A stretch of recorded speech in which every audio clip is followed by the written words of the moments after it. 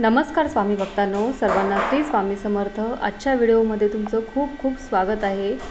श्रावण महिना सुरुवात झालेली आहे। श्रावण महिना सुरुवात झाल्यानंतर काल तर आपला गुरुवार झाला आणि आज शुक्रवार। भरपूर स्वामी सेवेकरी ताई वैभव लक्ष्मी व्रत करण्याचा विचार करत असतात। हे व्रत कधी करावं, कसं सुरू करावं आणि श्रावणामध्ये हे वैभव लक्ष्मी व्रत केल्याने कोणत्या गोष्टी घडतात। चला मित्रांनो, या संबंधित मी तुम्हाला आजच्या व्हिडिओमध्ये वैभव लक्ष्मी व्रताची माहिती सांगणार आहे। बघा, घर किती मोठं असो किंवा छोटं, पण त्या घरामध्ये शांतता आणि समृद्धी असेल तेव्हाच तिथे माता लक्ष्मी ही वास करत असते। आपल्या हिंदू धर्मामध्ये श्रावण महिना हा व्रत वैकल्याचा संयमाचा मानला जातो। श्रावण महिना म्हणजे आपल्या सणांचा राजा, त्यामुळे आपण श्रावण महिन्यामध्ये अवश्य वैभव लक्ष्मी व्रत नक्की केले पाहिजे।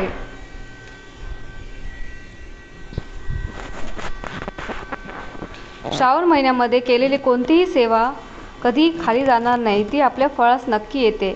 आपल्या हिंदू धर्मामध्ये श्रावण महिना व्रत वैकल्याचा, संयमाचा आणि भक्तीचा महिना मानला जातो। श्रावणामध्ये केलेले जप, तप, दान, धर्म, उपवास, पूजनाचे कित्येक पटीने जास्त फळ असते। त्यामुळे या महिन्यामध्ये, या श्रावणामध्ये श्रावणी सोमवार, मंगळवार, एकादशी आणि नागपंचमी सोबतच वैभव लक्ष्मी व्रत करणारे अनन्यसाधारण महत्त्व आहे।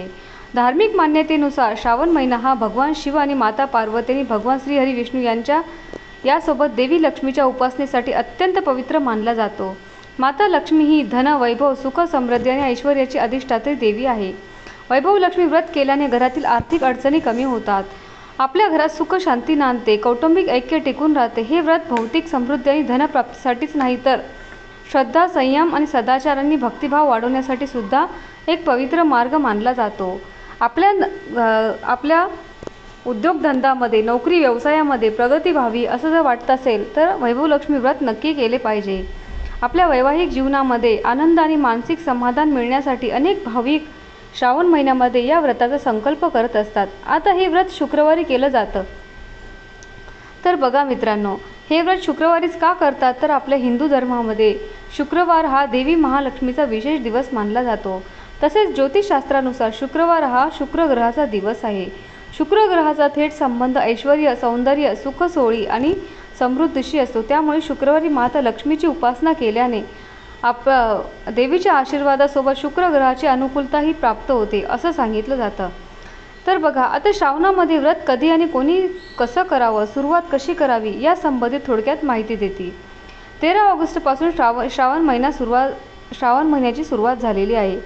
श्रावण महिन्यातील शुक्ल पक्षातील कोणत्याही शुक्रवारी हे व्रत सुरू करणं अत्यंत शुभ मानलं जातं। आता हे व्रत सौभाग्यवती स्त्रिया करू शकतात, कुमारिका सुद्धा करू शकतात। विशेष म्हणजे पुरुषही हे व्रत करू शकतात। जर पुरुषांनी हे व्रत पूर्ण श्रद्धेने केलं तर त्यांना त्यांचं फळ उत्तम नक्की मिळतं असंही म्हणतात। तुम्ही 11 शुक्रवार करा, 21 शुक्रवार करा, हे व्रत करण्याचा संकल्प करू शकता। ठरवलेले शुक्रवार पूर्ण झाल्यानंतर विधीपूर्वक उद्यापन तुम्ही करावं। एकदा व्रत पूर्ण झाल्यावर पुन्हा करायचं असल्यास तुम्ही नव्यानं पुन्हा संकल्प सोडून पुन्हा तुम्ही सुरुवात करू शकता असंही म्हणतात। आता ही पूजा कशी करावी, तर बघा मित्रांनो, अगदी एकदम कमी साहित्यामध्ये ही देवी लक्ष्मीचे हे वैभव लक्ष्मी व्रत केलं जाऊ शकतं। सर्वप्रथम आता आपण जाणून घेऊया पूजेची माहिती। शास्त्रोक्त मांडणी आपण काय करायचं, संध्याकाळ झाल्यावर दिवे लागणीच्या वेळेस शास्त्रोक्त पद्धतीने आपण मांडणी करायची आहे। आपलं तोंड पूर्वेकडे करून पाठ चौरंग मांडावा, बसण्यासाठी स्वच्छ आसन घ्यावं, चौरंगापुढे सुंदर रांगोळी काढावी, संगीत पाठ पुसून त्यावर तांदळाच्या राशीचे गोल वर्तुळ करावे, बाकीच किंचित खोलगट करून हळदी कुंकवाने स्वास्तिक काढावे। अष्टदिशांना तांब्यावरती अष्टदिशा काढाव्या। अष्टदिशांनी पाण्याने भरलेला कलश काढावा, कलश स्वास्तिकावर ठेवावा। अष्टदिशांना हळदी कुंकवाच्या उभ्या रेषा मारलेल्या पाण्याने भरलेला कलश स्वास्तिकावर ठेवावा।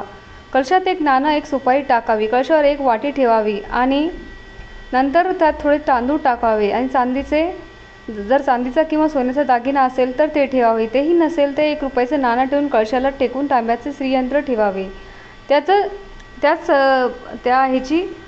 श्रीयंत्राची अष्टलक्ष्मीची फ्रेम ठेवावी, असेल तर अष्टलक्ष्मीची फ्रेम ठेवावी आणि अष्टलक्ष्मीच्या 8ही रूपाचं दर्शन घ्यावं।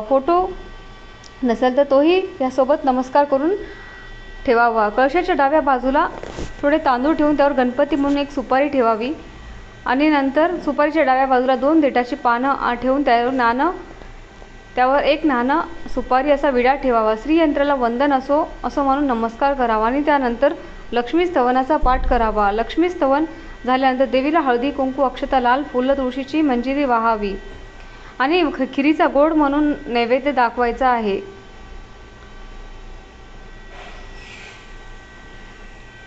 देवीला हळदी कुंकू लाल फुलं अक्षता अर्पण करावी आणि खिरीचा गोड नैवेद्य आपल्याला दाखवायचा। पूजेमध्ये कमळगट्ट्याची माळ असेल तर उत्तम, ही माळ आपण अर्पण करावी, अत्यंत फलदायी मानलेली आहे। ही माळ पूजेनंतर ही माळ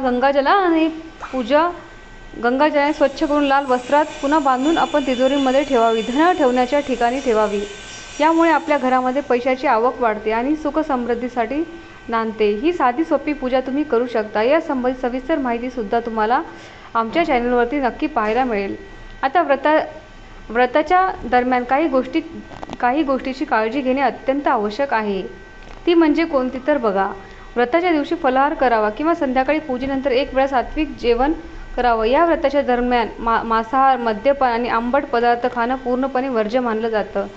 व्रताच्या दिवशी सकाळपासून मनातल्या मनात जय माता लक्ष्मी, जय माता लक्ष्मी असा जप करत राहावा। एखाद्या शुक्रवारी प्रवासाची अडचण आली, महिलांचे मासिक धर्म किंवा घरात सुतक वगैरे आलं तर तो शुक्रवार सोडून द्यावा आणि तो शुक्रवार आपल्या याच्यामध्ये मोजू नये। पुन्हा एकदा दुसऱ्या शुक्रवारी सर्व सुतक वगैरे झाल्यानंतर पुन्हा एकदा शुक्रवारी आपण पूजा सुरुवात करावी आणि 11 किंवा 21 शुक्रवारचे व्रत पूर्ण करावे आणि उद्यापन करावे। या दिवशी जो व्यक्ती हे व्रत श्रद्धेने करेल त्याच्या आयुष्याचं सार्थक झालंच म्हणून समजा। या दिवशी 11 किंवा 21 सुवासिनी तुमच्याशी जसं घडेल तसं तुम्ही सुवासिनींना 7, 9, 11 अशा सुवासिनींना तुम्ही पुस्तक देऊ शकता। तर हे करताना जितकं जास्त तुम्ही देवीचा प्रचार कराल तितकं तुमच्यावरती महालक्ष्मी मातेची कृपा होईल। तर बघा मंडळी, वैभव लक्ष्मी व्रतामध्ये सर्वात एकच गोष्ट महत्त्वाची आहे, ती म्हणजे तुमची असणारी निष्ठा आणि श्रद्धा। आपण मनात कोणताच कंटाळा न करता, कोणताच दिखावा न ठेवता प्रसन्न मनाने सात्विक आचाराने हे व्रत करा।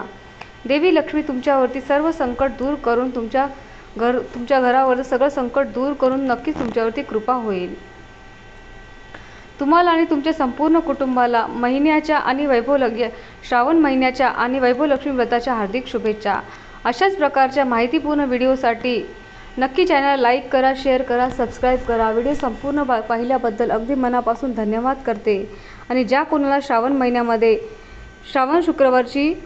महिन्यात वैभव लक्ष्मी माताची व्रत करायचं असेल तर तुम्ही नक्की करू शकता। श्री स्वामी समर्थ।